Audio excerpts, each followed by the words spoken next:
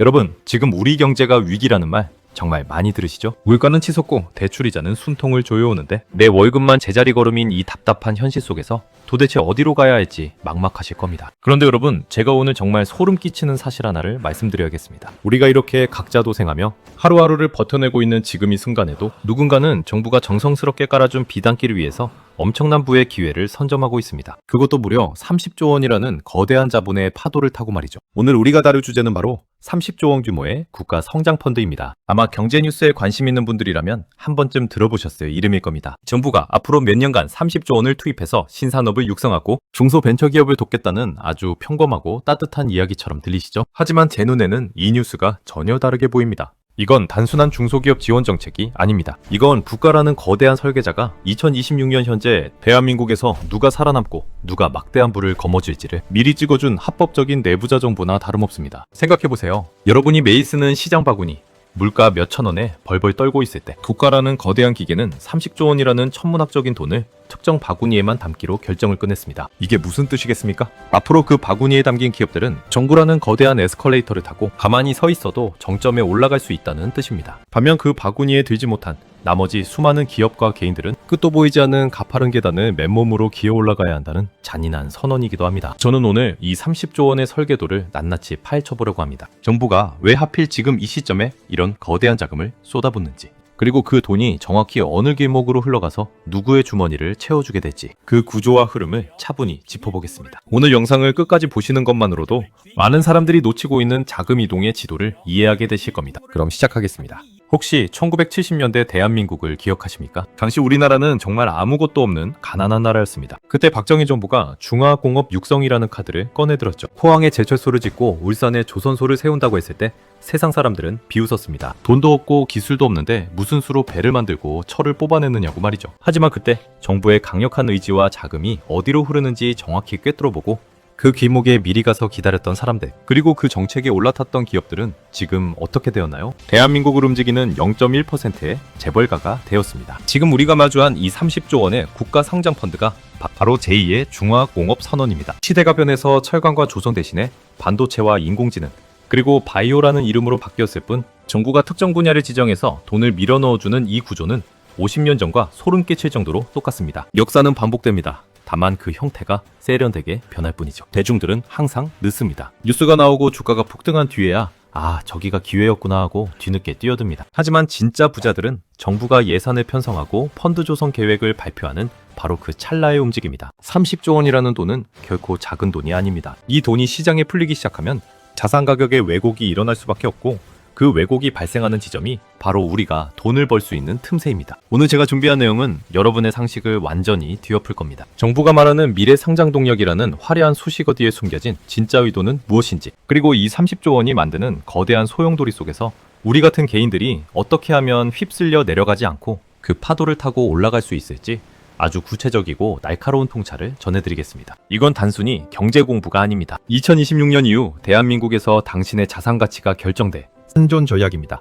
정부가 깔아준 VIP 전용 에스컬레이터. 당신은 그저 멍하니 옆에서 계단을 오르는 구경꾼으로 남으시겠습니까? 아니면 이 설계도를 이해하고 그 에스컬레이터에 당당히 올라타시겠습니까? 이제부터 그 비밀스러운 30조 원의 속사정을 하나씩 벗겨보겠습니다. 자, 이제 본격적으로 이 30조 원이라는 거대한 돈의 줄기가 어디로 뻗어나가는지 그 설계도를 펼쳐보겠습니다. 여러분은 정부가 돈을 쓴다고 하면 보통 복지 예산을 늘리거나 도로를 닦는 토목공사를 떠올리실 겁니다. 하지만 이번 30조 원은 성격이 완전히 다릅니다. 이건 기획재정부와 산업통상자원부가 머리를 맞대고 설계한 일종의 국가적 차원의 벤처캐피털 투자라고 보셔야 합니다. 정부가 직접 선수를 선발하고 그 선수들이 뛸 수 있는 경기장을 30조 원을 들여서 닦아주겠다는 소리입니다. 여기서 우리가 가장 먼저 주목해야 할 데이터는 2024년 2월에 발표된 첨단산업 글로벌 클러스터 육성 방안입니다. 정부는 이미 이때부터 대한민국을 먹여 살릴 11대 핵심 초격차 기술을 선정하고 여기에 모든 금융 역량을 집중하겠다고 선언했습니다. 반도체와 2차전지, 그리고 인공지능과 바이오가 그 중심에 있죠. 그런데 여기서 재미있는 점은 정부가 이 돈을 그냥 기업들에게 나눠주는 게 아니라는 사실입니다. 산업은행이나 수출입은행 같은 정책금융기관들을 앞세워서 펀드를 조성하고 여기에 민간 자금을 매칭하는 방식을 씁니다. 이게 왜 무서운지 아십니까? 정부가 1조 원을 내놓으면 민간에서 2조와 3조 원이 따라붙으면서 실제 시장에 풀리는 돈의 규모는 30조 원을 훌쩍 넘어서는 레버리지 효과가 발생하기 때문입니다. 이건 마치 거대한 댐에 수문을 여는 것과 같습니다. 수문이 열리면 물은 가장 낮은 곳부터 차오르는 게 아니라 정부가 미리 파놓은 수로를 따라 흐르게 됩니다. 그 수로의 끝에 무엇이 있느냐가 바로 우리의 생존과 직결되는 핵심 정보입니다. 저는 이 수로의 끝에서 세 가지의 뚜렷한 방향을 발견했습니다. 첫 번째는 바로 장비의 국산화입니다. 여러분은 반도체나 2차 전지가 잘 나간다고 하면 삼성전자나 에코프로 같은 대기업 주식부터 보실 텐데요. 하지만 설계자들의 생각은 다릅니다. 정부는 지금 미중 패권 전쟁 속에서 공급망이 무너지는 것을 가장 두려워하고 있습니다. 그래서 30조 원의 상당 부분을 핵심 소재와 부품, 그리고 장비를 만드는 기업들에게 쏟아붓고 있습니다. 소위 소부장이라고 불리는 기업들입니다. 특히 일본이나 미국에 의존하던 기술을 대체할 수 있는 기업들에게 돈줄을 열어주고 있는 겁니다.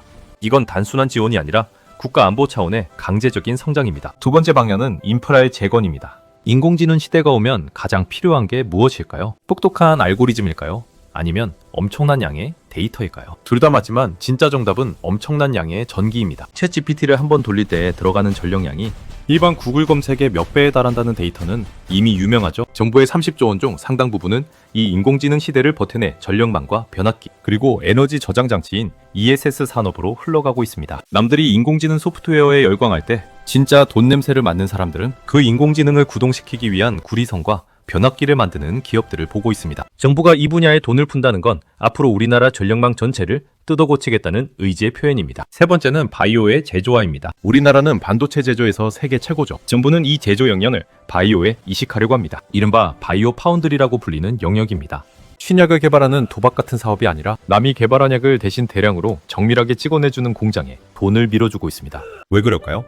그게 가장 확실하게 돈이 되고 일자리를 만들기 때문입니다. 정부는 실패할 확률이 높은 곳에는 돈을 쓰지 않습니다. 이미 검증된 제조 경쟁력을 극대화할 수 있는 곳에 30조 원이라는 거대한 마중물을 붓고 있는 겁니다. 자, 여기서 잠깐 우리가 과거의 역사에서 힌트를 얻어볼까요? 제가 아까 1970년대 중화학공업 이야기를 잠시 드렸죠. 1973년 1월에 박정희 대통령이 중화학공업화 선언을 했을 때 당시 우리나라 1인당 GDP는 고작 400달러 수준이었습니다. 지금으로 치면 아프리카의 가난한 나라들과 비슷했죠. 그런데 그때 정부는 국가 예산의 상당 부분을 포항제철과 현대조선소 같은 곳에 몰아줬습니다. 그때 사람들은 미쳤다고 했습니다. 당장 먹고 살 쌀도 없는데 무슨 수로 배를 만들고 철을 뽑아내느냐고 말이죠. 하지만 결과는 어땠습니까? 그때 정부가 찍어준 그 길목에 있었던 기업들은 오늘날의 글로벌 기업이 되었고 그 주변 땅을 샀던 사람들은 강남의 건물주가 되었습니다. 지금 2026년에 벌어지고 있는 30조 원의 국가 성장펀드 투자도 정확히 같은 맥락입니다. 정부는 지금 인구 감소와 저성장이라는 거대한 벽 앞에서 대한민국이라는 배의 엔진을 통째로 갈아 끼우려고 하는 겁니다. 여러분은 지금 이 상황이 그냥 남의 나라 이야기처럼 들리시나요? 정부가 30조 원을 어디에 쓰든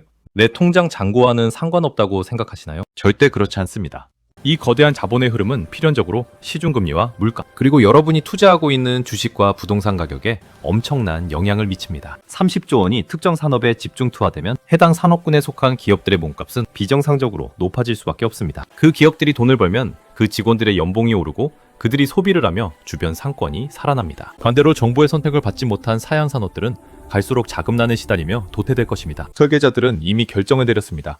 누구를 살리고 누구를 죽일지 말입니다. 30조 원이라는 돈은 그 결정의 증거물입니다. 기획재정부의 보도자료 속에 숨겨진 행간을 읽어야 합니다. 어떤 단어가 반복되는지, 어떤 기술 명칭이 새롭게 등장하는지 유심히 보셔야 합니다. 최근 들어 정부가 부쩍 강조하는 양자 컴퓨팅이나 우주항공 분야도 예외는 아닙니다. 아직은 먼 미래 이야기 같지만 30조 원의 일부는 이미 그곳으로 흘러들어가 씨앗을 뿌리고 있습니다. 여기서 우리가 하나 더 짚고 넘어가야 할 아주 무서운 사실이 있습니다. 정부가 이렇게 특정 산업에 돈을 몰아준다는 건 반대로 말하면 그 외의 분야에서는 철저한 구조조정이 일어날 것이라는 예고이기도 합니다. 원전 재정이라는 기체 아래 복지 예산을 줄이고 공공기관의 자산을 매각하면서까지 30조 원을 만드는 이유가 무엇이겠습니까? 이제는 모든 국민을 다 챙겨줄 여력이 없다는 고백입니다. 잘하는 놈만 밀어줘서 그놈이 벌어오는 돈으로 나라를 유지하겠다는 아주 냉혹한 생존 본능입니다. 이게 바로 오늘 제가 여러분께 전하고 싶은 진짜 속사정입니다. 30조 원은 희망의 메시지가 아니라 경고의 메시지입니다. 국가가 설치한 이 VIP 전용 에스컬레이터에 올라타지 못한 사람들은 낙오될 수 있는 구조가 완성되고 있는 겁니다. 옆집 철수네가 주식으로 돈을 벌었다는 소문이 들릴 때 그가 산 주식이 정부의 30조 원 로드맵 안에 있는 기업인지 아닌지를 확인해 보십시오. 만약 그 흐름 밖에 있다면 그건 운 좋게 얻은 일시적인 수익일 뿐이지만 흐름 안에 있다면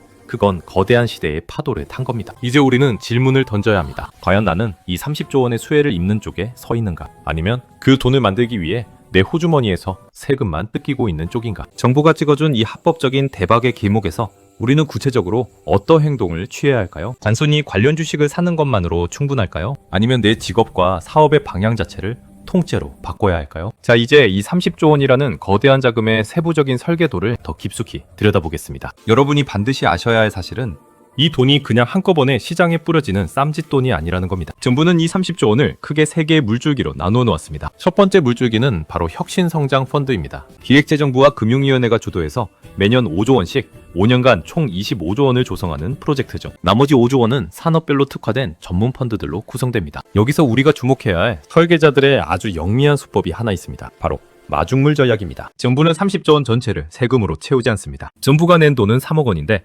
민간에서 7억 원을 끌어와서 10억 원짜리 펀드를 만드는 식입니다. 이걸 전문 용어로 출자 사업이라고 하는데요. 쉽게 비유하자면 정부가 펌프에 물 한 바가지 부을 테니 너희들이 가서 물통을 채워오라는 겁니다. 이게 우리에게 왜 중요할까요? 정부가 30조 원을 투입한다는 건 실제 시장에서는 그 2배, 3배인 60조 원에서 100조 원 규모의 거대한 자본 이동이 일어난다는 뜻이기 때문입니다. 자본주의 세상에서 돈은 돈이 있는 곳으로 몰립니다. 정부가 방향을 정하고 마중물을 붓는 순간 전국의 모든 벤처캐피털과 사모펀드 그리고 자산운용사들의 눈동자가 그곳으로 쏠립니다. 그럼 이 거대한 자본의 소용돌이가 구체적으로 어디를 향하고 있는지 하나씩 짚어보죠. 먼저 반도체입니다. 여러분, 최근 용인에 세계 최대 규모의 반도체 클러스터가 들어선다는 뉴스 보셨을 겁니다. 622조 원이라는 천문학적인 돈이 투입되는 사업인데 정부가 발표한 30조 원의 펀드 중 상당 부분이 이 용인 클러스터와 연결된 생태계에 집중됩니다. 정부는 단순히 삼성전자나 SK하이닉스 건물을 짓는데 돈을 쓰는 게 아닙니다. 그 거대한 공장 옆에 들어올 수백 개의 협력사대, 즉 특수가스를 공급하고 노광장비의 부품을 만들고 웨이퍼를 연마하는 그 작은 강소기업들에게 30조 원의 파이프라인을 연결해주고 있습니다. 왜일까요? 대기업은 이미 돈이 많습니다. 하지만 그 대기업을 지탱하는 생태계가 무너지면 대한민국 반도체는 끝이라는 걸 설계자들은 너무나 잘 알고 있습니다. 그래서 정부는 지금 강제로 부의 낙수 효과를 만들어내고 있는 겁니다. 일종의 국가주도의 심폐소생술이자 동시에 거대한 부의 재편입니다. 여러분이 만약 투자자라면 혹은 미래를 준비하는 직장인이라면 지금 당장 용인과 평택 그리고 안성으로 이어지는 이 반도체 벨트 안에서 어떤 중소기업들이 정부의 펀드 지원을 받고 있는지 그 리스트를 샅샅이 뒤져보셔야 합니다. 두 번째 물줄기는 인공지능과 로봇입니다. 2026년 현재 인공지능은 더 이상 소프트웨어의 영역이 아닙니다. 이제는 제조의 영역으로 넘어왔습니다. 정부는 지금 인공지능 자율 제조라는 키워드에 미쳐 있습니다. 인구는 줄어들고 일할 사람은 없는데 공장은 돌려야 하니 모든 제조 공정을 인공지능과 로봇으로 바꾸겠다는 겁니다. 정부의 30조 원 펀드는 바로 이 공장의 뇌를 만드는 기업들과 그 뇌의 명령을 듣고 움직이는 로봇팔을 만드는 기업들에게 흘러가고 있습니다. 자, 여기서 소름 돋는 포인트 하나 짚어드릴까요? 정부가 이 분야에 돈을 쏟아붓는 진짜 이유는 단순히 산업 육성이 아닙니다. 바로 노동구조의 대전환입니다. 30조 원을 투입해 공장 자동화를 추진한다는 것은 기술 기반의 고부가 가치 일자리로 산업 생태계를 전환하겠다는 국가적 방향성을 담고 있습니다. 정부는 지금 기업들에게 돈을 빌려주며 속삭이고 있는 겁니다. 사람 쓰는 거 힘들지? 우리가 돈 대줄 테니 기계로 다 바꿔. 이게 바로 돈의 속사정입니다. 미래산업 육성이지만 그 이면에는 인구절벽 시대에 살아남기 위한 냉혹한 생존 방정식이 깔려 있습니다. 여러분이 만약 지금 단순 반복적인 업무를 하고 계시거나 그런 직업군에 종사하고 계신다면 이 30조 원의 흐름이 여러분의 일자리를 앗아갈 거대한 쓰나미가 될 수도 있다는 사실을 직시하셔야 합니다. 세 번째는 바이오와 헬스케어입니다. 그런데 그냥 바이오가 아닙니다. 제가 아까 바이오의 제조화라고 말씀드렸죠. 정부는 지금 의약품 위탁 생산인 CDMO 분야에 엄청난 공을 들이고 있습니다. 이건 마치 반도체의 파운드리와 똑같습니다. 남의 약을 대신 만들어주는 공장이 왜 중요하냐고요? 그게 가장 안정적으로 달러를 벌어오기 때문입니다. 정부는 이제 확실한 제조 경쟁력을 가진 기업들을 밀어주기로 결정을 내렸습니다. 30조 원의 펀드가 바이오 제조 공정의 디지털 전환에 투입되는 이유가 바로 여기에 있습니다. 자, 여러분 한번 상상해보세요. 나라에서 30조 원이라는 거대한 돈을 푼다고 하면 그 돈이 공중에서 비처럼 내려서 우리 모두의 주머니에 공평하게 들어올까요? 절대 아닙니다. 이 돈은 아주 좁고 깊은 구멍을 통해서만 흘러나갑니다. 그 구멍을 선점하는 법, 지금부터 세 가지로 압축해서 말씀드릴 테니 이건 정말 메모지에 적어서 냉장고에 붙여두셔도 좋습니다. 첫 번째는 여러분이 가장 쉽게 접근할 수 있는 세금 환급의 마법입니다. 여러분 혹시 이런 생각 해보신 적 있으신가요? 왜 나는 매년 연말정산에서 겨우 몇십만 원 돌려받는데 어떤 사람들은 세금을 수백만 원씩 되돌려받을까? 그 차이는 정보력이 아니라 폭로입니다. 정부가 공식적으로 열어두었지만 아무도 크게 말하지 않는 통로 말이죠. 바로 벤처투자 소득공제라는 제도입니다. 정부는 지금 수십조 원 규모의 벤처 자금을 민간 자금과 섞어서 굴리고 싶어 합니다. 그래서 개인 투자자들에게 아주 노골적인 인센티브를 하나 깔아놨습니다. 조건을 충족한 벤처기업이나 벤처펀드에 투자하면 3천만 원까지는 무려 100% 소득공제를 해줍니다. 이게 무슨 말이냐면요. 연봉 7천만 원인 직장인이 요건을 충족한 벤처 투자에 3천만 원을 투자하면 세금을 매기는 기준이 되는 소득이 7천만 원이 아니라 4천만 원으로 낮아진다는 뜻입니다. 이 제도의 핵심은 투자 성과와 상관없이 요건만 충족하면 그의 연말정산에서 세금 부담이 수백만 원 단위로 줄어들거나 환급으로 이어질 수 있다는 점입니다. 중요한 건 이건 주식처럼 오르길 기도하는 투자가 아니라 세금 구조를 먼저 고정시키는 투자라는 겁니다. 수익은 나중 문제고 세금 절감이라는 결과는 먼저 확정된 상태로 시작하는 구조입니다. 물론 공짜 점심은 없습니다. 돈은 몇 년간 묶이고 투자금 손실 가능성도 있습니다. 하지만 많은 사람들은 아직도 30조 원의 낙수 효과를 뉴스로 기다립니다. 반면 어떤 사람들은 정부가 이 판을 성공시키기 위해 깔아놓은 세금 혜택의 레드카펫을 밟고 이미 안쪽으로 들어가 있습니다. 두 번째로 여러분이 당장 스마트폰을 켜서 확인하셔야 할 것은 바로 상장지구 펀드, 즉 ETF의 재구성입니다. 정부가 30조 원을 투입하는 분야는 이미 정해져 있습니다. 반도체 설계와 인공지능, 그리고 바이오 제조죠. 그런데 여러분이 삼성전자 주식 하나 사는 건 별로 의미가 없습니다. 제가 설계자라면 대기업이 아니라 정부의 펀드 자금이 직접 꽂히는 소부장, 즉 소재 부품 장비 기업들만 모아놓은 ETF에 주목하라고 할 겁니다. 2026년 현재 정부는 소부장 국산화 기업들에게만 투자하는 전용 펀드를 여러 개 승인했습니다. 이 펀드들이 주식시장에 상장되어 있거나 혹은 그 펀드가 담고 있는 핵심 종목들이 무엇인지 리스트를 뽑는 건 그리 어렵지 않습니다. 여러분의 노후 자금이나 소액의 여윳돈을 지금 당장 이 종목들로 옮겨두는 것. 그것이 여러분의 몸은 서울이나 부산에 있으면서도 여러분의 자산은 용인 반도체 클러스터 한복판에서 일하게 만드는 가장 실무적인 방법입니다. 이건 이사가 아니라 자본의 이주입니다. 세 번째는 더 직접적인 방법입니다. 바로 공모형 정책펀드의 활용입니다. 여러분, 그동안 정부가 하는 펀드라고 하면 수익률도 낮고 복잡하다고만 생각하셨죠? 하지만 2026년 정부가 내놓는 30조 원 규모의 국가 성장 펀드 중 일부는 반드시 국민 참여형 공모펀드로 설계됩니다. 왜일까요? 정부 입장에서는 이 거대한 프로젝트가 국민적 지지를 얻어야 하고 동시에 시중에 풀린 유동성을 흡수해야 하기 때문입니다. 이런 공모펀드의 특징은 아주 명확합니다. 원금 손실의 위험은 국가가 상당 부분 보전해주면서 수익이 났을 때는 시중금리보다 높은 배당을 약속한다는 거죠. 이건 특혜가 아니라 정책의 성공을 위해 국민들에게 나눠주는 일종의 인센티브 같은 겁니다. 여러분이 은행 예금에만 묶어두었던 그 돈을 이런 공모형 정책 펀드로 옮기는 것만으로도 여러분은 30조 원이라는 거대한 설계도의 지분권자가 되는 겁니다. 이사는 못 가더라도 내 돈만큼은 국가가 보증하는 승용차를 타고 고속도로를 달리게 하라는 말입니다. 마지막으로 제가 꼭 드리고 싶은 말씀은 정보를 소비하는 태도의 변화입니다. 여러분, 뉴스에서 30조 원이라는 기사를 보면 와, 크다 하고 넘기지 마세요. 기획재정부나 산업통상자원부 홈페이지의 공고문을 일주일에 딱 한 번만이라도 직접 확인해 보세요. 거기에는 중소기업이나 개인 사업자들에게 주는 무상지원금, 기술개발 비용, 혹은 저리 대출 프로그램이 매일같이 올라옵니다.